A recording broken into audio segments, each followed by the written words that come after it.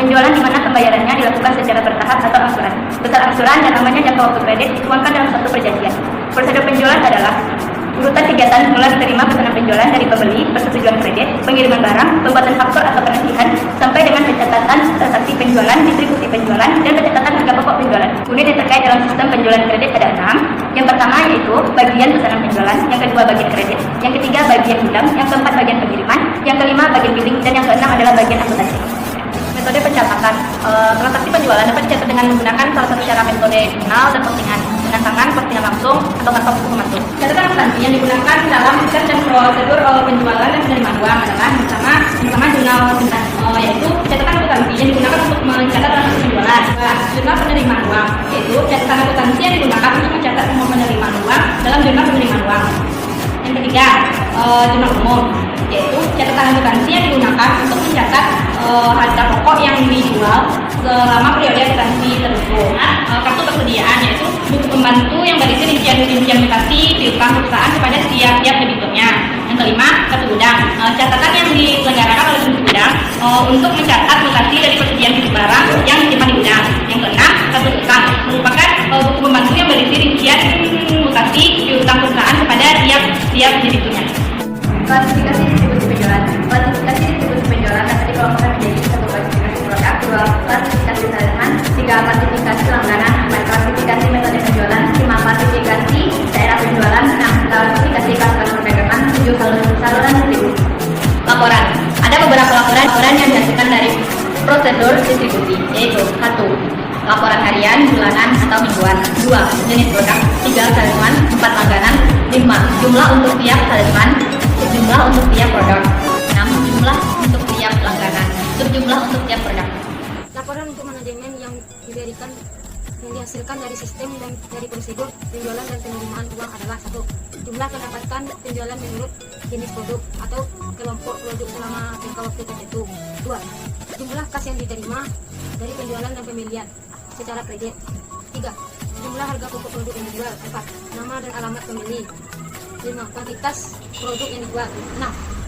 Nama pramuniaga yang melakukan penjualan. 7. Otorisasi pejabat yang berwenang. 8. Jumlah piutang setiap debitur.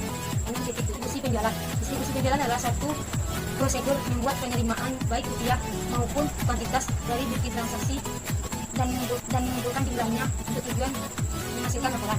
Adapun langkah-langkahnya sebagai berikut. 1. Membuat jurnal penjualan. 2. Membuat laporan penjualan. 3. Membuat formulir buku jurnal penjualan. Formulir yang digunakan dalam distribusi penjualan adalah faktur dan kredit memo. 4 tahap formulir yang digunakan. Yang pertama itu surat perintah pengiriman. Fungsinya adalah tembusan pengiriman, tembusan kredit, tembusan pemberitahuan, tembusan surat pengangkut, tembusan barang, tembusan untuk arsip, tembusan untuk mengawasi pesanan yang belum dipenuhi. Contoh dari surat perintah pengiriman itu sendiri yaitu sebagai berikut. Yang kedua itu faktur dan tembusan. Fungsinya adalah tembusan untuk langganan, tembusan piutang, tembusan retribusi, tembusan pemberitahuan. Contoh dari faktur dan tembusan itu sendiri adalah sebagai berikut.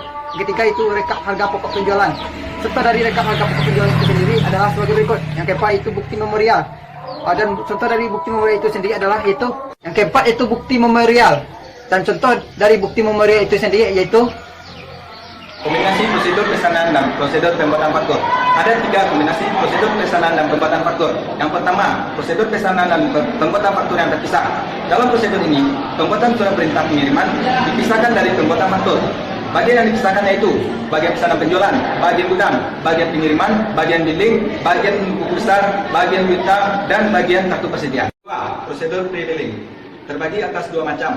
Yang pertama, complete pre-billing, yaitu prosedur yang pembuatan fakturnya dibuat bersamaan dengan surat perintah pengiriman. Yang kedua, incomplete pre-billing, yaitu prosedur yang pembuatan faktur dan tembusannya dibuat sekaligus dengan surat perintah pengiriman, tetapi faktur yang dibuat masih belum lengkap. Yang ketiga, unit shipping order procedure. Prosedur ini merupakan modifikasi dari prosedur pesanan dan pembuatan faktur yang terpisah. Metode distribusi penjualan terdiri dari yang pertama, distribusi berkolom. Distribusi ini menggunakan satu kolom untuk satu rekening saja. 2. Metode rekening tunggal dan metode rekening berkolom, di mana setiap jenis klasifikasinya dibuatkan satu rekening.